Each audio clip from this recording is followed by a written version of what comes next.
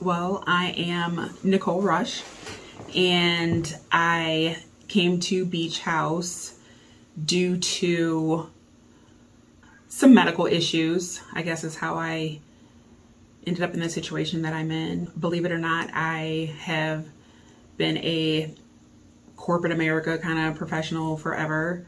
I have several degrees and have worked my entire life since high school. I went to the military straight out of high school and got my degrees in there. I went to Duke University while in the military doing a Green to Gold program, and I got a master's degree in finance. So I have a bachelor's degree in business sciences, a bachelor's degree in psychology, a master's in international finance, and very, very, very close to a master's in abnormal psychology.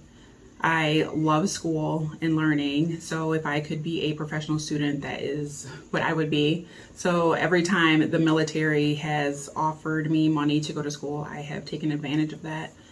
I'm a 10-year combat veteran, so I spent 17 months in Iraq during Desert Shield and Desert Storm. Most of my military career was spent overseas. I was a 98 Hotel, which was a multimodal systems operator, so I copied code, so I was military intelligence. I also ran an SSO, which is a special security office, so I was the person that did all of the clearances. So I held a very high security clearance while I was in the military. Spent a lot of time. I was in Korea, Japan, Germany, did a lot of TDYs to other areas due to the security aspect of my job. And then at the end, I worked at NSA for a long time. I contracted out. I worked for a group called SUSLAC, so I contracted out to like PBGC, the CIA, DIA, offices like that. I spent a lot of time at NSA. I got out after I enlisted for 4 years, re-enlisted, and then I intended to stay for another 4. I probably would have made a career, but I ended up getting out at a little more than 6 years due to, I'm an only child and my mother was terminally ill. So I got out on a emergency discharge because my mother was terminally ill and she passed away shortly after I got out of the military. I got to spend a year with her at the end, but my mom was amazing. She was at everything for the military. She was awesome. I spent a lot of time, like I said, overseas, and my mom was the mom that everyone called for, how do you do laundry, and how do you do this, and how do you do that? And I remember silly things like OJ and being in Korea, and we all called my mom and sat on the phone with my mom, even though we were in Korea, my mom was in the States, and sat on the phone with her during the whole chase. And my mom never complained about any of those things. I can only imagine what her phone bill was, but she was always there. She constantly sent us food and care packages and things like that. So I have amazing memories of things like that, so she was very supportive. And so, like I said, I did get out in time to spend some time with her. We had, there were several times where the military was amazing and they sent me home when we had scares that my mom was, not going to make it, or she had emergency surgeries, and the military was amazing. Like I said, they sent me with, no questions asked. They got me home when I needed to get home. So then I did get out of the military, and the military paid for me to continue my education, and that I did. So I worked for several big companies. I stayed in Maryland for a long time after I got out. And then, like I said, I moved back here to help with my mom for that last year. And then I decided that I really needed some time after my mom passed away. I was her main caregiver, so I needed some time that was not so stressful.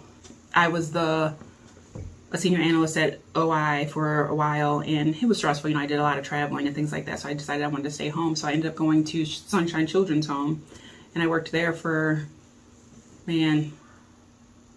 more than 10 years. And then in December, I started having some weird feelings in my leg and went to the doctor, and they told me I had fibrous dysplasia. I couldn't walk a lot.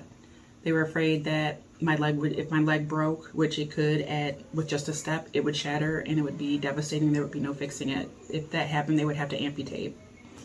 So I couldn't work, So for the last year, I've done nothing but constant doctor's appointments. I have some neurological issues going on.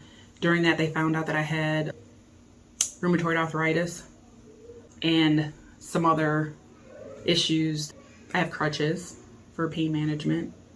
So a lot of limitations that caused me to be unable to work. But due to my income, or what they see from last year, and because I'm technically still employed and an officer of the company, I don't qualify for unemployment, disability. I don't qualify for any government assistance. And so for the last year, we've lived off nothing but my savings. And that is about done. People say you're just 1 or 2 paychecks from being in this position. And that's very true. Here we are. But thank God that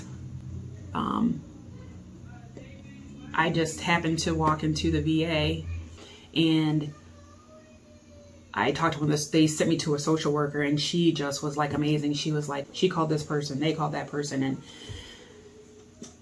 we stayed in a hotel for a week, and then I got a call, and they had us come here, and here is amazing. I have to say, this place the beach house is amazing. The people here the staff is wonderful. Everyone that I have dealt with has been so non-judgmental and so non-assuming, you know what I mean? Because I think people automatically assume that when you're in a position like this, that it's just because you don't want to work or you mismanaged something. I am well educated. I have had an amazing job. I've worked forever. I saved my money. We had a plan, and things just happened. I guess it's been an unforeseen blessing. It's been amazing just to be reminded of just where you are, and that there are amazing people out there, and there are people just willing to help. And sometimes, as a veteran, I always hear, thanks for your service, and I do appreciate that. And I feel that towards all my brothers and sisters who have served. There's something different about this because people really are showing their gratitude to people as vets. My veteran status is something I'm very, very, very proud of. My service is something I'm very, very proud of. I know my family is very proud of that. I wouldn't change that for the world.